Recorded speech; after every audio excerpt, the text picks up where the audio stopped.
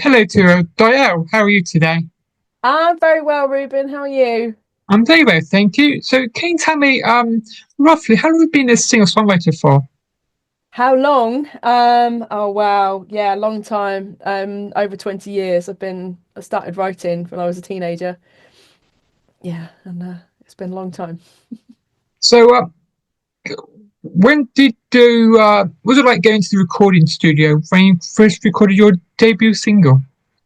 My debut single. God, which one was that? I think Lou's song. Lou's song. Yeah. That was a long time ago. That was recorded in a recording studio called The Suite in Havant in Hampshire. And yeah, that was great. It was an amazing experience. I'd done a little bit of recording, and I wasn't a stranger. I wasn't a stranger to the studio, but it's always different when it's your own song. And yeah, it was really good fun.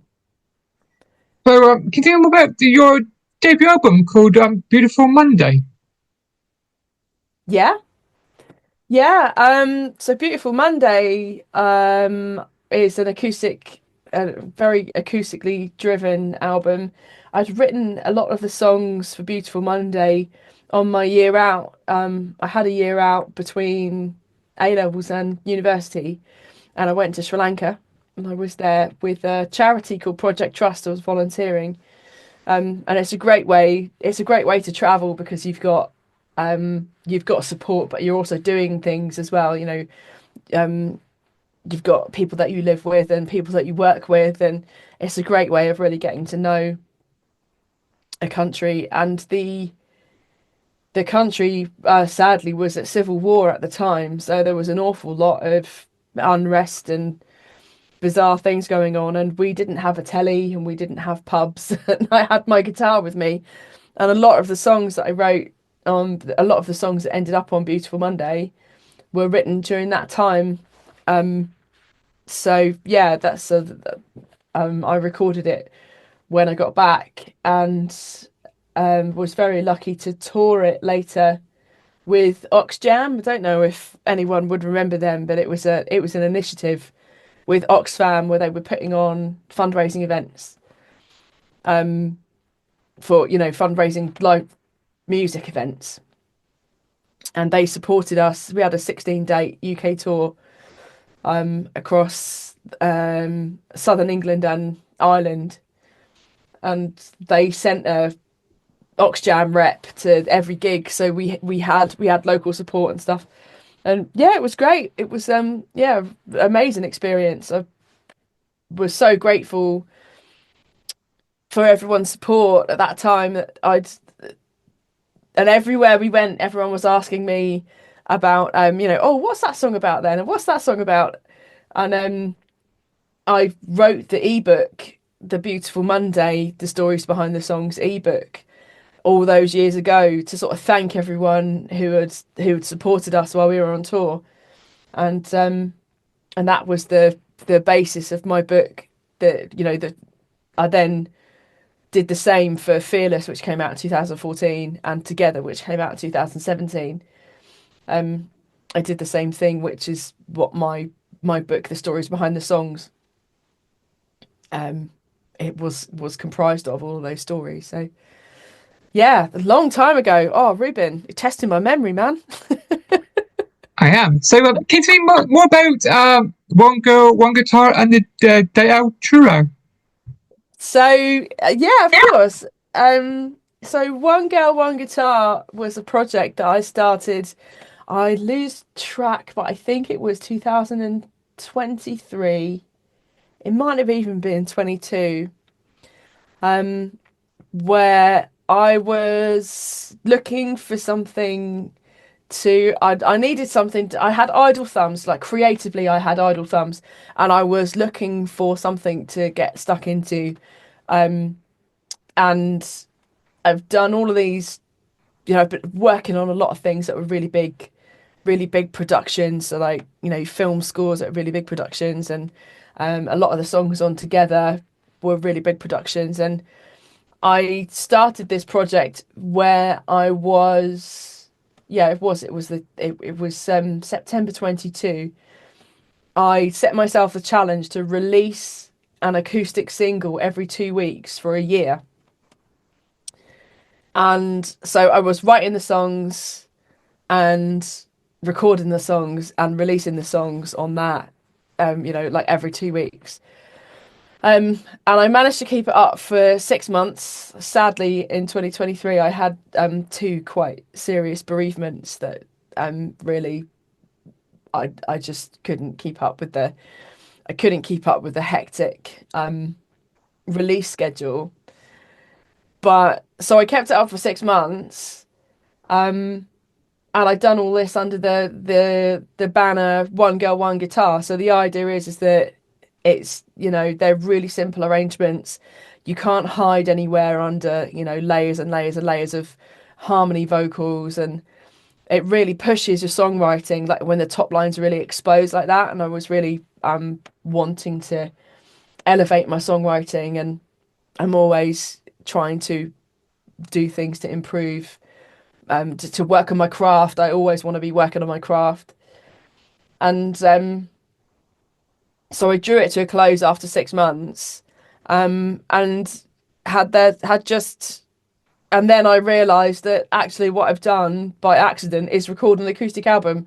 So that album is, because it's still 12 songs, that album is now available as One Girl, One Guitar, and I did a really lovely promotion with it where I could send the CD to people for free,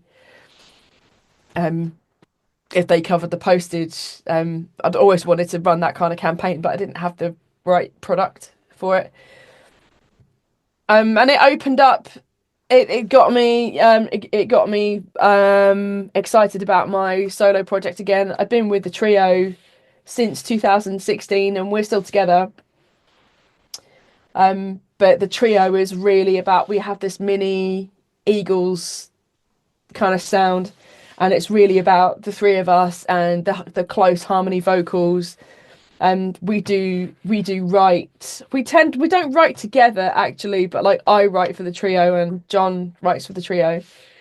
Um, so we write things with three voices in mind. So we had an album out that straddled the pandemic, so it was supposed to be like 2019, and it ended up taking like 5 years to record it because um, just as we started to record, we all went into lockdown. Um, so our album, The Promise of the Day, is available to stream, and you'll hear the difference. That it's really about the group sound and the singing together. So One Girl, One Guitar had ignited my interest in me in my solo project. And then after that, I chose a couple of my favourite songs and did more polished versions of them. And then late 2023, I released an EP called Love, Hope, Nostalgia, which was 5 tracks inspired by the One Girl, One Guitar project. And I had a number one on the South Coast music chart with one of those songs, and then went on tour. I did a Love Hope Nostalgia tour end of 2023. But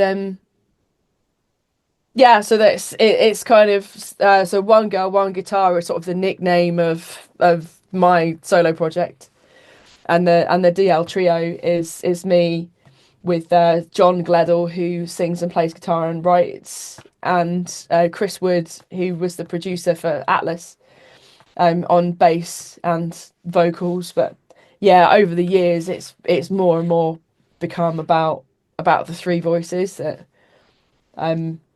Chris had always sung backing vocals, but he'd never really put himself forward as a singer. But John and I have sung together for years, and so between us, we would sort of encouraging and making room for Chris to sing more and more. And now we've probably got half an hour's worth of material that's a cappella, just 3-part harmony, unaccompanied. But we've got a new show called the Laurel Canyon Project, which we're debuting tomorrow, actually. Saturday, 19th of April, Easter weekend, at the Station Theatre, and it's a that's a covers show about tracing the lives of Joni Mitchell, James Taylor, and Carole King, and how they all interweaved, and the people that they met, and how they influenced each other's music and stuff. So that's a really fun thing to work on too. So, where do you get your inspiration for songwriting? Songwriting, oh, everywhere.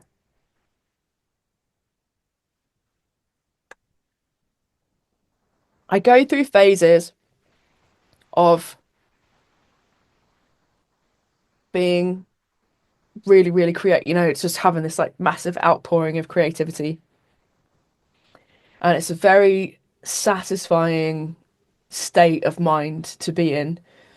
Um, a lot of people describe. I don't know if anyone else has this, but I'm sure there must be somebody. But a lot of people describe being in creative flow as something that will happen that like lasts for a couple of hours. Whereas for me, it's months. Like I'll be in that state of wanting to create things and wanting to write for months. Um, I think where I get inspiration from over the years has probably evolved. For something like Beautiful Monday, a lot of those songs really were, I mean, I was so young. A lot of that stuff was written because I didn't understand something, or I was responding to this situation that I was in where I was living in the jungle, complete culture shock of a totally different way of life, surrounded by poverty, different religions, different um uh expectations from life, different standard of living. Um, and a lot of those things, things that upset me, bereavement, heartbreak, that kind of stuff, where the songwriting is, it's it's not about the listener at that point. It's about, processing, for want of a better word, the emotions that I was having and helping me make sense of stuff that was going on around me. Um, for Atlas, fast forward 20 years, Atlas came in one thought. That whole album came to me as one idea. Um, there were only two things I ever wanted to do. I wanted to sing and I wanted to travel. And I was on the train on the way to the Scottish Highlands, and I'd been on a songwriting day with Shelley Poole and Paul Statham, who were both commercial songwriters in their own right. And um, I'd been on this day with Shelley and Paul, and I was buzzing. It was such a great day, and I felt so inspired and so motivated. And I was sitting on the train, staring out the window, gazing upon this gorgeous scenery going by, and I was just thinking, I just love writing songs, and I just love traveling. And then my next thought was I could write a whole album of songs about traveling. And then the next thought was Atlas. The next thought was that whole album. And then the rest of the year I just spent like chasing down those ideas and organizing them and trying to capture like all of those things that happened all at once. Um, it was just it was such an organic, authentic response to a state of mind that I was in a snapshot of a day. Um, so I guess, yeah, inspiration can come from lots of different places, but I'm a great believer that if you keep doing things, just keep moving, just keep doing things that you enjoy, and keep meeting people, keep talking to people, keep I love to press my edge, do things that I've never done, and go places I've never been, and try to do things that have new experiences all the time. And then it will, and then it, on the other hand, if you're working on your craft, if you're working on your craft all the time, keep playing, keep gigging, keep singing, all of those things, then when you do have a good idea, the skills are there to just pick up that idea and run with it. But yeah, all over the place. So, can you tell me more about the single that was called Wanderlust? Wanderlust. That was the song that we wrote on the songwriting day with Shelley and Paul. Um, it was they put me with, so Shelley Paul is the daughter of Brian Paul, as in Brian Paul and the Tremolos, and was half of Alicia's Attic. And Paul Statham has written for Dido, and he's writing for Simple Minds at the moment and stuff. And they put me with another two songwriters called Michael Grant and Peter Scott. And I'd never met them before. I didn't know them at all. And they put me with Pete and Mike with this brief. So there's like 12 songwriters in the room, whatever. And we had this brief to write a song that was about, I think it was springtime. It was something like, you know, something about new beginnings, and it was March, so it was like a springtime song.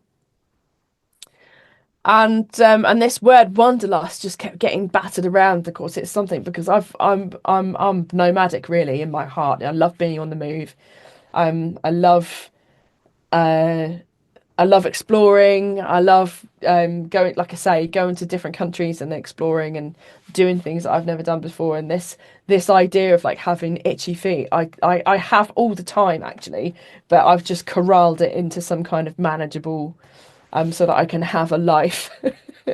I've corralled it into like into a manageable level. But every now and then I do just have to. I just need to go. I just need to go somewhere. I just need to. I guess everybody has that to a greater or lesser degree, and I guess it's yeah, and that so we had this brief about the springtime, and we had this word wanderlust, and I started playing guitar, and we batted some ideas around, and then that was what we came up with at the end of the day. It wasn't quite the version that's been released. I did work on it more after that day, and Shelley and I worked on it after that as well. But it's really about that. Like I say, I have this feeling of just wanting to be on the move all the time, and I have that like explorer gene, innate backpacker desire. And every now and then I just have to give into it because I go crazy. I just go mad, um and this idea that of the anticipation of a new adventure on the horizon, and there's somewhere to um there's somewhere new to explore, and I wanted it to be accessible for people. That doesn't necessarily mean specifically about traveling. I think there are a lot of people who are on the cusp of a new adventure all the time. Like everyone who's about to give birth, like everyone who's about to move house, everyone who's about to start a new job, everyone who's just got into a relationship or just ended a relationship, or when like the big things in our lives are changing. A friend of mine wrote a book. She's on the cusp of this new adventure of having written this book, and is potentially starting a business on the back of that. And all of these adventures that we have all the time, that when you can like feel that the big things, the big pieces are shifting. I wanted to sort of capture that excitement and capture that feeling. But yeah, so that was and I released that was the first single off the album that I released last summer. So that was out in July. And it actually went viral on TikTok, which I thought I was a bit old for, but apparently not. So, can you tell me more about the single that is called Atlas? Because I know you're going to put that on 12-inch vinyl very soon. Yeah, so So Atlas, the single,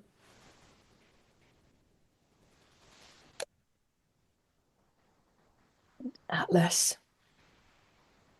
So the whole album's getting pressed to vinyl, and the single as well. So there's a 7 inch and a 12 inch. The Atlas single, it's the only song on the album that's piano. Everything else is guitar. But when I do it live, I play it on guitar. So the single, the 7 inch, has got the album version on one side, and the B side is the acoustic version. So how you will hear me play it live, unless there happens to be a piano at the venue wherever I'm playing. Um, yeah, I wrote that's quite an old song actually. I wrote it quite a long time ago. It could have been 22, and then round about this like one girl, one guitar phase. And I wrote it and I knew that it was a strong song and I knew that there was something special about that song. Um, but I didn't quite know what to do with it. And considering I was in this sort of phase of, writing stuff and releasing it really quickly, it just got kept back because I just felt like there was a bigger life for it somewhere. And it's about the search for love, really. It's about looking for somebody to help us make sense of this craziness all around us. And I took it to the band, and we actually did play through it a couple of times, and we did a vocal arrangement, but it just didn't feel right. It didn't feel like a trio track. And and then when I had this idea to do an album so they're all traveling songs. So the whole album Atlas is all traveling songs, and the idea is that it starts before you go away. So you start with Wanderlust, where you just have this, this desire to move, and then you leave, and then we have trials and tribulations on the way, and then we turn home, and then we get home, and then we reflect on what's happened, and that whole cycle is the album. So that the songs are ordered in that way, and the single. So when I had this idea that I've got all these, I could write a whole album of traveling songs, then straight away I knew that I had Atlas, and that was the title track. That was, even though I hadn't written anything else yet, that I already had this killer single. And it's a ballad. I wrote it on piano.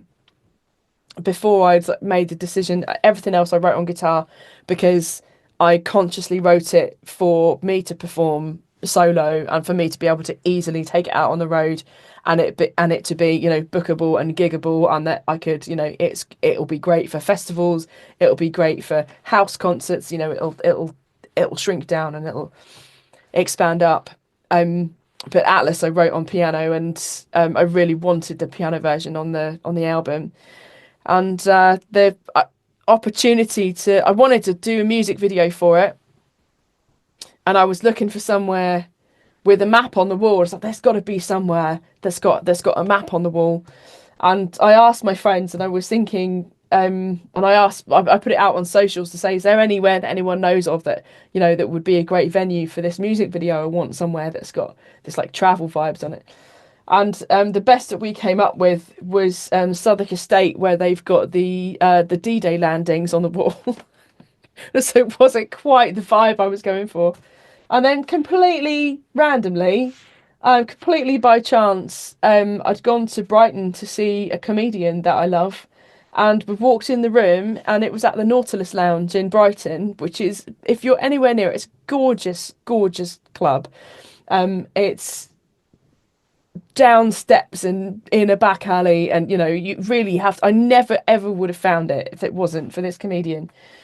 And we walked in, and I was like, this is it, this is my set. This is my set for the music video, and it's got a gorgeous map on the wall and a baby grand. There's a baby grand in the club. The club is tiny, and they've got a baby grand down there.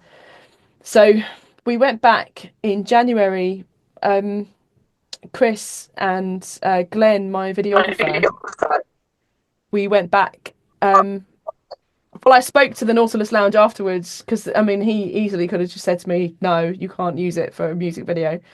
And Steve from the Nautilus Lounge was lovely, and he let us go back there, and we made the music video in January, and released it on Valentine's Day. And yeah, it was the best single release campaign I've ever had. It was yeah, it was fantastic. So, can you tell me, what's it like being an independent artist for you?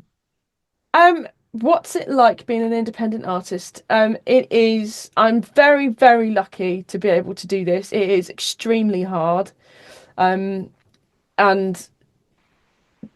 there's so much competition now, not just in music, but just for people's attention. So to everyone who's ever listened to anything that I've done, I thank you. Without you, none of this would be possible. But it's incredibly satisfying, and I feel very, very lucky to be able to explore my creativity and to have a creative outlet, and to have an audience of people who are enjoying what I'm making, and people who are, I mean, people have said such lovely things about Atlas. People are saying they can't pick a favorite track, and yeah, to be able to do that is a gift. It really is.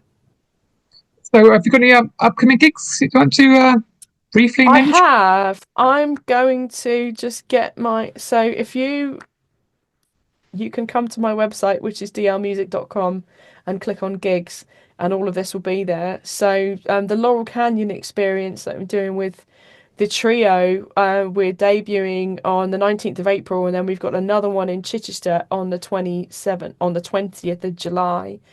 At the end of the month, I'm heading down to Folkestone, so I'll be on Folkestone Radio on the last day of April, and then the 1st of May, at the Folklore Rooms, I'm doing an Atlas gig, so that's all originals, that gig. 1st of May in Folkestone, and then 15th of May we're in Chichester, the Havana. 17th of May, this is a really good one. This is Wreckfest, which is a 1-day music festival in Portchester. The family ticket price on it is insane, and if you can get a discount code from my website, which is Rec18. I'll be in the acoustic bar 2:30. And then Pallant Summer Festival, I'm playing at that in Havant. And then we've got a trio summer festival in June. So yeah, there's loads going on. But yeah, 1st of May in Folkestone and 17th of May in Portchester for Breakfast. So, have you got any other socials that you want to mention? Yeah, come and chat to me anywhere. So I'm at DiElle Music UK on Facebook, Instagram, TikTok, YouTube. I tend to hang out in my Facebook group, which is One Girl, One Guitar and the DiElle Trio. I hang out in the Facebook group and on Instagram and on TikTok. So that's where I'll be. If you wanna chat, yeah, come and join the group because it's really, really good fun. It's a really lovely group of people, and I actually do perks at live shows as well for people who are in the Facebook group, because I have a conversation. Because we can chat and I can kind of organise things for you because I know you're coming, and that sort of thing. But yeah, it's at DiElle Music UK, DIELLE Music in the normal way UK on all the socials. Really Thank you. Let me chat to you today. Thank you, Ruben. Thanks for having me. It's really nice to see you. Enjoy the rest of your day. And you. Thanks so much, Ruben. Cheers. Goodbye. Bye. Goodbye.